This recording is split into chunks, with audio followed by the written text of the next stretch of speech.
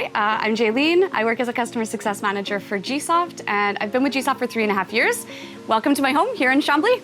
So typically I start at 9:30, somewhere between 9:30 and 10, which is just really handy for me because with the commute, getting my son into school and installed, it makes my morning so much easier. So I prefer to work afternoons more, like I'm not a morning person, but I'm more productive in the afternoons. So having that like easygoing morning, it's just really, really nice to have that flexibility. Being a full-time working parent is definitely, I don't want to say a struggle. There's a lot to manage, there's a lot to maintain, and scheduling is very important.